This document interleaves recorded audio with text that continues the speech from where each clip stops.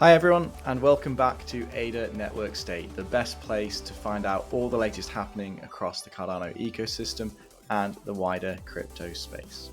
If you do enjoy this video, please don't forget to like, subscribe, and share. And with that being said, let's get started.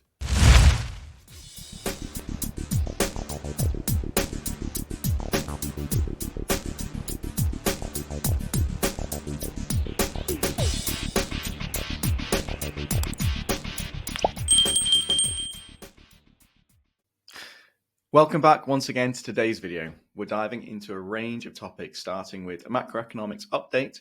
The US has now surpassed $35 trillion in debt, marking a significant milestone. From the Cardano ecosystem, we'll discuss the release of node version 9.1.0 and provide a status update on the Chang hard fork upgrade. We'll also cover highlights from the recent Blockchain.Rio event featuring the Cardano Foundation and Charles Hoskinson. Moving on to project updates, we'll explore Strike Finance's upcoming options trading feature and the newly launched DexHunter loan charts. We're going to discuss an exciting interview with Paul and Navjit from Iagon, along with some major partner news. We'll take a look also at the growing liquidity of USDM.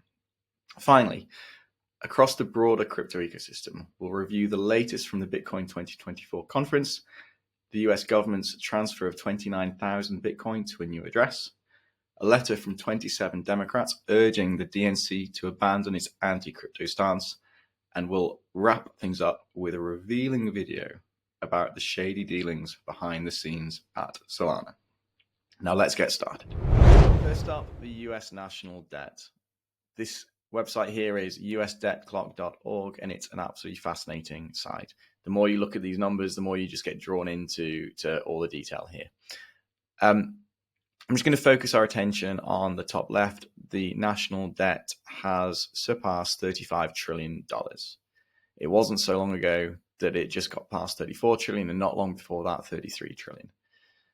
What you can see is that means that there is an average of $103,000 of debt per US citizen and $267,000 of debt per US taxpayer. This is highly unsustainable, and as I'm sure you're all aware, is the very reason why crypto began in the first place.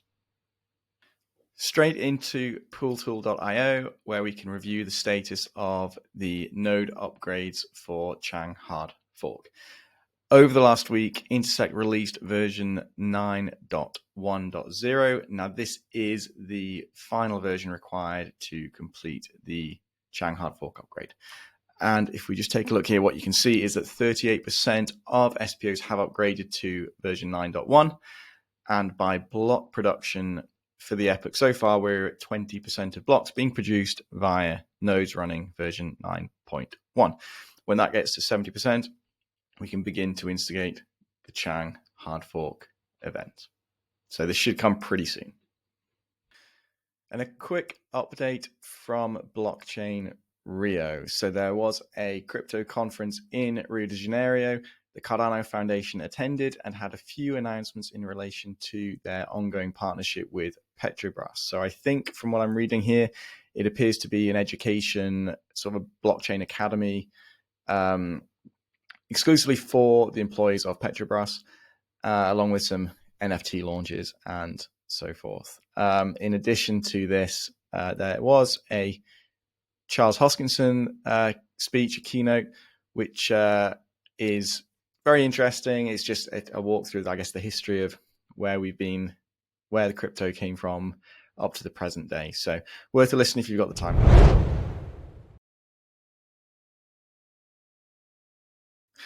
Strike Finance is launching its dApp on Cardano. It describes itself as an open source derivatives protocol. So this will be very exciting. The public testnet is due early in August. And if you scroll down their X page, you'll see a few extracts from their app and a video showing examples of them creating options, forwards and perpetuals there. So exciting times.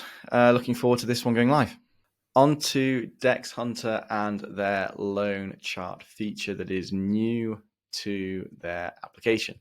This is really cool. I'm going to talk through how this works. And yeah, there's a whole load of really good information here. So I'm looking at the SNEC ADA loan chart view within DexHunter. And I got here by just hitting this button up here on the SNEC ADA chart. So, there's the price chart, show loans here. Now, what this does is for every active loan in the sort of SNEC ADA pair, that at the moment just comes from Levy Finance and LendFi. You can see up here the sources here. So there's no Liquid, there's no Indigo at the moment, it seems like. But for those platforms at the moment, they have got all of these active loans listed here, and they're represented by dots on this chart. So on the left, on the y-axis, you've got the health factor, and on the x-axis, you've got the collateral value in ADA. So each dot represents a loan. So I'm just going to pick one over here on the far right-hand side. So there's a loan here for 100,000 ADA. And the collateral value is 150 million SNEC or 365,000 ADA at its SNEC's current price. Now that creates a health factor of 1.75. Now the health factor is the ratio between the value of the collateral in ADA versus the liquidation price that collateral will get liquidated at should the value of ADA fall. So for a ratio of 1.75, a health factor of 1.75, the value of that 150 million SNEC needs to come down to about something like 200,000 ADA. So that 365,000 ADA there needs to drop to about 200K. So it's a significant swing. And at that point, though, the 150 million SNEC would get sold, and the ADA that is it's sold for would then be used to pay off the loan, the 100K loan, and whoever took the loan out would then obviously lose their collateral. Green means that the health factor is over 1.5 in ratio. Orange is between 1.5 and 1, and red is anything below 1. So these are loans at risk of being liquidated. It's a cool view. There's a whole load of information. You can kind of see, the spread of loans and the spread of health factors and so on. But really, I think as a next iteration of this, it might be kind of cool just to sort of have this bucketized up so that you can see the total dollars, or not necessarily dollars, but total ADA that's going to be liquidated should the price of ADA increase or decrease by X percent. And kind of showing a view like that would show how much how the market gets flooded, I guess, if from sort of loans being liquidated should the price fluctuate enough. I think that would be more meaningful to people, but this is really cool to see. There's always a good innovation coming out of DexHunter. It's awesome. So great job, and looking forward to seeing how this evolves. On to Iagon. So I feel like I'm talking about Iagon a lot recently, and it's just simply because there's a whole load of good stuff coming out from them. So this is a really good interview with Navjit, their CEO, with Paul, and if you've got the time, I'd really recommend going to listen to it. There's a whole load of good stuff that gets touched on here. So I'm going to go through a few points that are called out. First of all, listings on tier 1 exchanges. There are some discussions going on. Doesn't feel like it's going to be a Coinbase or a Binance, though. Unstaking IAG for node operators. Now, there's a 3-month lock when a node operator wishes to unstake. Iagon for mobile. So there's an app launching. I think you're going to be able to manage your node via mobile in the future, but so that's potentially coming. Now, separately on this topic, there is another app rolling out from the Iagon team called Volo, which is all about decentralized messaging, decentralized encrypted messaging. So this would be really cool. Looks like it's going to come out in December. It's just going to be like a WhatsApp or a Telegram, but with all your messages essentially stored, encrypted on your Iagon storage account or linked to your wallet. So that's going to be really cool. I'm really looking forward to that. And that's one thing that I think could bring a lot of adoption. Messaging apps are used all over the place. And certainly if we as a Cardano community start moving away from WhatsApp and Telegram onto something like Volo, then it's just going to cause a much larger network effect as more and more people start using it. Cardano nodes on Iagon. So yes, this will come. So I think what's talked about here really is just being able to spin up a stake pool essentially via the Iagon network. So that'd be really cool. Certainly, I'm sure that will drive a lot more stake pool operators to join the network if it can be made really simple. Staking for token holders. So this is IAG staking. So right now, as a token holder, there's not a lot you can do with your tokens. You just sort of hold them. Staking is coming. There's an audit currently going on, and there will be what they're calling a staking marketplace rolling out sometime around September. So looking forward to that too. Now, the big news, Nav let it slip here. The bare metal partnership is with Equinix. So this is huge. Equinix is a massive IT company. It's a really strong validation to the work Iagon are doing and the strength of their products. So it's really exciting to see that news, and fantastic stuff. Watch how it evolves. On to slashing. So staking slashing for node operators. So the intention from Iagon isn't to enforce, not to enforce performance of the nodes via slashing. Instead, the way to essentially encourage good behavior for the performance of your IT resources that you're delegating is you will lose rewards if your performance declines or if you don't meet the specifications that you're meant to adhere to. But it did sound like slashing is there as a last resort, although not the preferred method. So loss of rewards first. I don't know what the threshold needs to be crossed before you start losing your staked IAG, but that's not the intention initially, at least. Iagon and Midnight. So there's a healthcare records pitch that Iagon have sent to Midnight. Obviously, as the Midnight network is still ongoing development and maturing, it's obviously a privacy network. So that's obviously why healthcare is going to be healthcare is going to be a really good use case for this. But that'll be interesting to keep your eye on as well. So there's a whole load of use cases here between Iagon and Midnight. Hardware devices. So this is going to roll out. We're going to get a bit more detail about this at the Rare Evo conference. So I don't know. I now didn't quite say it like this, but I'm sort of calling it as though it's like Iagon in a box. So you can sort of buy your hardware, have the whole software pre-installed, presumably, and you can just sort of plug it in and run your Iagon node from your home. It's going to be called Iagon Cyclone. So more detail of that to come.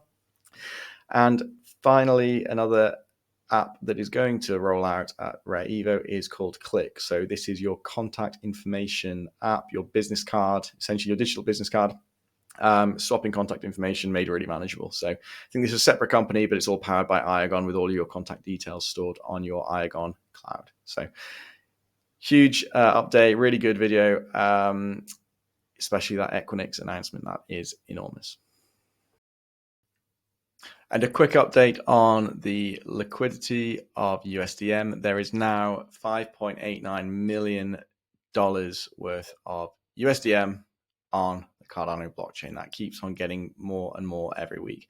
Having a stable coin that's widely accepted on the Cardano blockchain has been a topic of much debate and frustration for some. USDM does appear to be doing well so far in getting this up to the levels that people are looking for.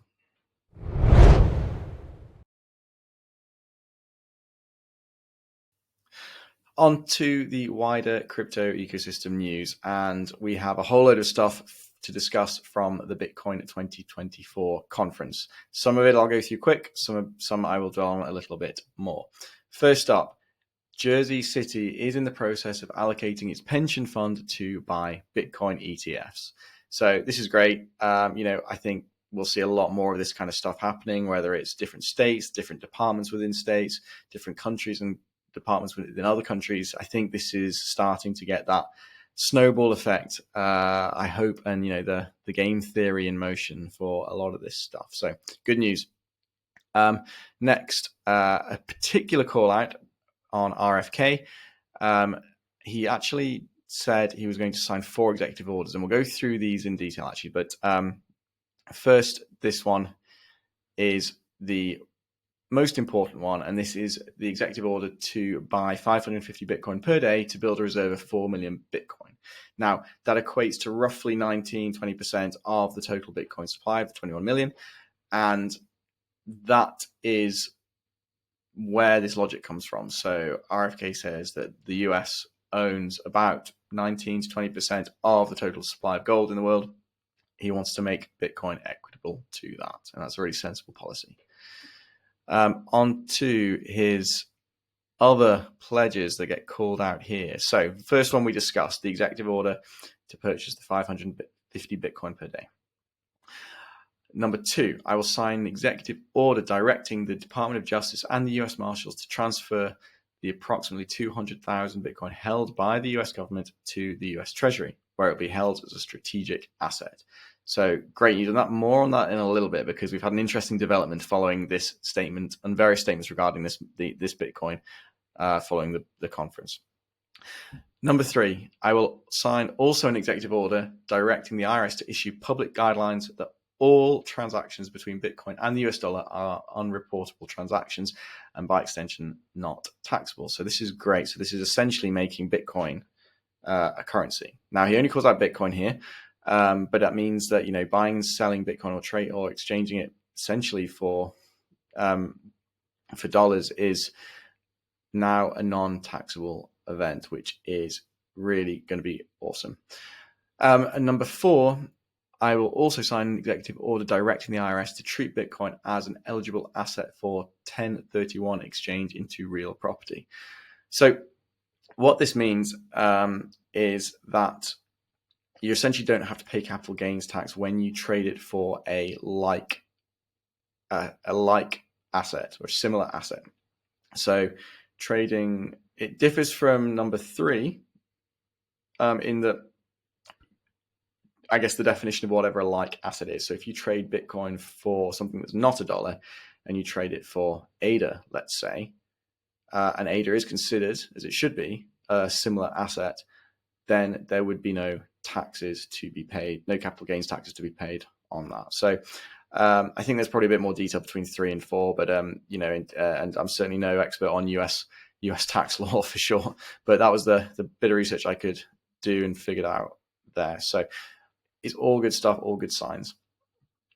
Next up, we have a long list of Donald Trump's pledges from his speech. Now, his speech was great. I watched the whole thing.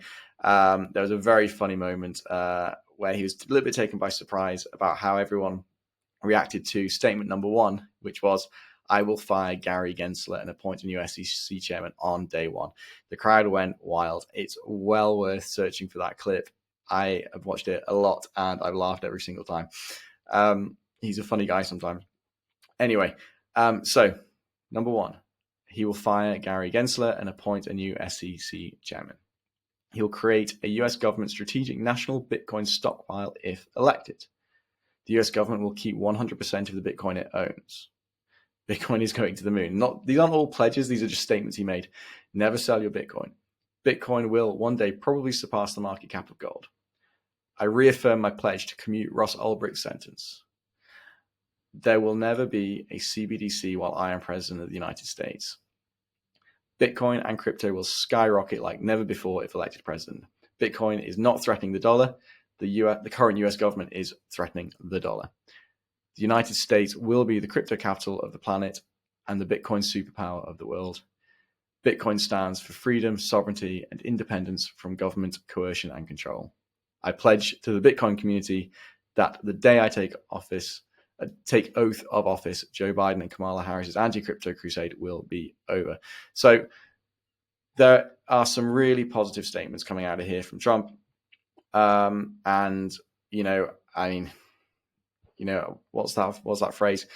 You know, watch what they do, not what they say. But at the same time, this is very, very positive and in line with what RFK is pledging to. So the tides are turning. And finally, on the Bitcoin conference, I just want to point out that Senator Lummis proposed, similar to RFK and Trump, to buy 1 million Bitcoin over 5 years. So, only 25% of what RFK said, but she actually has, or holding a piece of paper, which supposedly is the legislation she is going to submit to get that going. So it's very exciting times. I think being part of the Cardano community, we all know that if Bitcoin continues to do well, so will Cardano. And as we all expect, Cardano is just where everyone ends up, or where Bitcoin maxis end up after they've done enough research. So good stuff all around. Just 2 days after Donald Trump's speech and 3 days after RFK's speech regarding holding that 200,000 Bitcoin that the US confiscated from Silk Road and beginning a strategic reserve of Bitcoin, just 2 days after, the US government has moved a portion of that 29,799 Bitcoin to a new address. Now, they haven't said exactly what they're going to do with it yet. I believe Arkham Intelligence reported, this on-chain analytics firm reported the move. It's worth about $2 billion. Obviously, the market has only just finished contending with 50,000 Bitcoin being sold back on the market from the state of Saxony in Germany. But, we're hoping it's not going to be this again. What a strategic blunder it would be to start selling off the Bitcoin after potentially the next president of the United States. Two of three candidates have said that they're looking to hold on to that. So we will see what happens. Maybe it's just nothing. Potentially some incredible news here. I'm just going to read this straight off the X post from the Bitcoin archive. Breaking: 27 Democrat politicians sign letter to the DNC demanding end to anti-Bitcoin policies of Elizabeth Warren. Wow. So this is 27 Democrats writing to the DNC asking for a change in policy and to end this anti-crypto stance that has been spearheaded by Elizabeth Warren. Reading through this, it's pointing to how many Americans there are who hold crypto and how much of an issue it is for them voting, especially in the swing states. So from an election standpoint, the argument here is that crypto has, and blockchain technologies have, an outsized impact on the ballot, or will have an outsized impact on the ballot. And just to skip through here, look, respectfully, we call on you to include pro-digital asset language in the party's platform, select a vice presidential candidate, sophisticated digital asset policy, select a pro-innovation SEC chair, and engage with industry experts. And, here, there's everyone here signed by. I hope this is the end to Operation Choke Point 2.0 and the start of something really good across American politics for the crypto industry. And finally, on Solana, I want to share this video. It's recently released by DBCrypo. It's a really good overview of all the manipulation and shady business that comes out of the Solana ecosystem.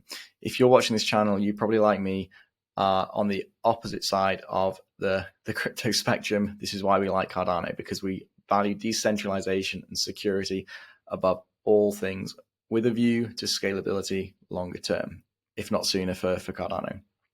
Solana has bought and manipulated its way into a position where it shouts falsehoods quite often and manipulates every single statistic onto the crypto ecosystem.